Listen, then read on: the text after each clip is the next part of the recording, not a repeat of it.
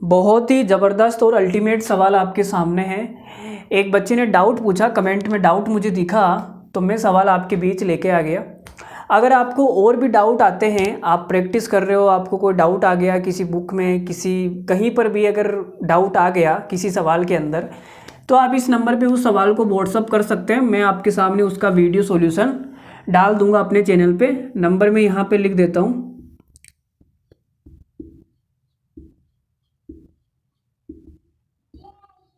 ठीक है।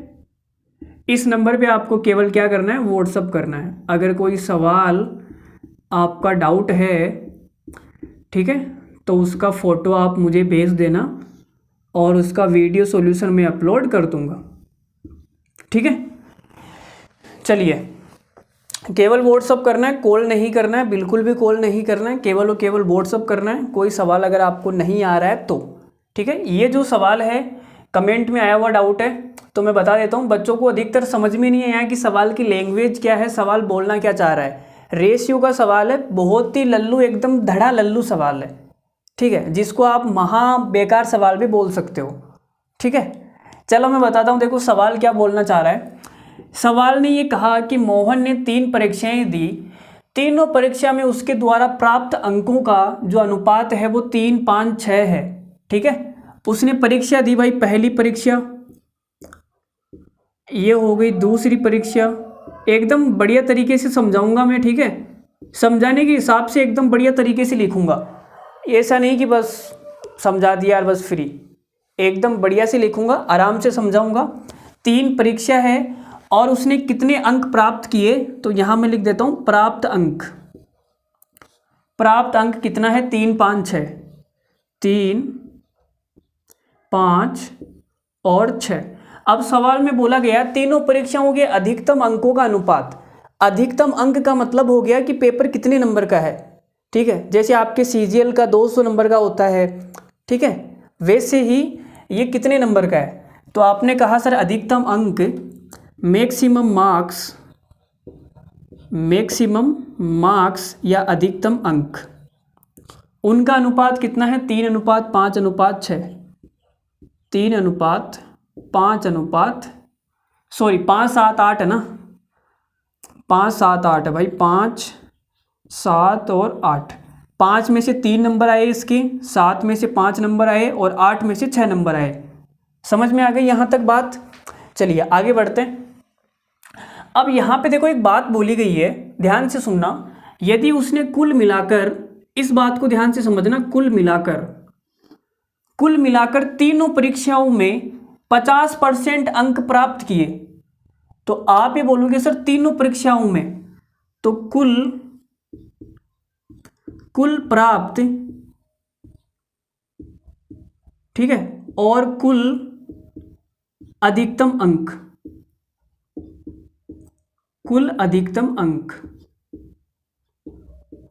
तो आप ये बोलोगे अगर 100 नंबर का पेपर है, तीनों मिला के अगर 100 नंबर का पेपर है, ये तीनों परीक्षाएं मिलाकर अगर 100 नंबर का पेपर है, तो 100 में से तीनों परीक्षाओं में इसने कुल कितने प्राप्त किए, 50%, 50। तो अनुपात कितना हो जाएगा, 1:2। ये बात समझ में आई। बस इसी लाइन का रोल है, ये लाइन ही है बस इस सवाल के अंदर, और कुछ भी नहीं है, बाकी एकदम लल्लू सवाल है। तो अगर ये कहानी आपको समझ आ गई है, तीनों पेपरों का टोटल मार्क्स अगर 100 है, तो तीनों पेपरों में उसने टोटल कितने मार्क्स प्राप्त किए, 50, तो 1:2।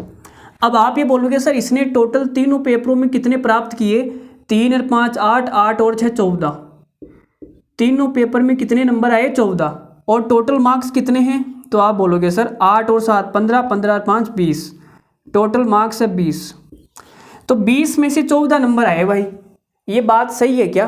तो आप बोलोगे सर 1:2 आना चाहिए ना, सवाल में तो 1:2 दिया हुआ है भाई, तो 1:2 आ रहा है क्या, नहीं आ रहा, तो 1:2 बनाना पड़ेगा। पहले तो बराबर कर लो। तो आपने कहा सर 14 और 20 को बराबर करूंगा, तो मैंने इसको गुणा कर दिया 20 से, नहीं 20 से नहीं 10 से कर दो इसको गुणा, इसको 10 से गुणा किया तो 140, और इसको मैंने गुणा कर दिया 7 से, तो ये हो गया 140, 140, 140 बराबर हो गया। अब जिस अनुपात में बांटना है उससे गुणा कर दो। 1-2 का अनुपात निकालना है तो 1 और 2, ठीक है। तो अब आप देख सकते हो कि 1:2 आ रहा है। 140 से 140 कट गया, 1:2 आ गया। तो हमने सवाल की जो कंडीशन है उसको सेटिस्फाई करवा दिया। अब आपको गुणा करना है तो आप बोलोगे सर 2 से ये कट जाएगा 5 बार, ठीक है। 5 से गुणा कर दूं मैं इसको, तो 5 से गुणा करूंगा तो ये हो जाएगा 5 तिया 15, 5 से गुणा करूंगा तो ये हो जाएगा 5 25, और 5 से गुणा करूंगा तो ये हो जाएगा 6 पंजो 30, और फिर इसको 7 से गुणा करना है तो ये हो जाएगा 7 पंजो 35, ये हो जाएगा 7 7 49, 7 7 49। 7 को 8 से गुणा करूंगा, 8 7 56, ठीक है भाई। चलो, तो आप बोलोगे सर 35 नंबर का पेपर था, उसमें से 15 नंबर आए। सवाल में ये बोला गया है कि कितनी परीक्षाओं में 50% से ज़्यादा नंबर आए। तो आप मुझे बताओ 35 का 50% कितना होता है? 17.5। तो 17.5 से तो कम है ना ये। इसका मतलब इस वाले पेपर में 50% से कम नंबर आए। 49 में से 25 नंबर लेके आया, 49 में से 25 नंबर लेके आया तो 50% से तो ज़्यादा ही है ना। 49 का 50% कितना होता है? 24.5, 24.5। ये तो 24.5 से ज़्यादा है। इसका मतलब इस वाली परीक्षा में 50% से ज़्यादा मार्क्स आ गए, ठीक है। और 56 में से 30 नंबर लेके आया तो 50% से तो ज़्यादा ही है ना। 56 का आधा कितना होता है? 28, 28 से तो ज़्यादा ही है ना, 50% से ज़्यादा। तो तीसरी परीक्षा में भी 50% से ज़्यादा आया। तो सवाल में पूछा है कि कितनी परीक्षाओं में उसने 50% से ज़्यादा अंक प्राप्त किए? 2 परीक्षाओं में। 2 परीक्षाओं में उसने 50% से ज़्यादा अंक प्राप्त किए। सवाल का आंसर हो गया 2। बहुत ही आसान और बहुत ही लल्लू सवाल था। मैंने बहुत ही आराम से समझाया है, ठीक है। अगर फिर भी डाउट है तो वीडियो को दोबारा से देखिए, मज़ा आएगा आपको, ठीक है। और अगर आपका कोई डाउट है तो आप इस नंबर पे हमें व्हाट्सअप कर सकते हैं, ठीक है। चलो बाय बाय, धन्यवाद, good night, love you all, take care, bye bye.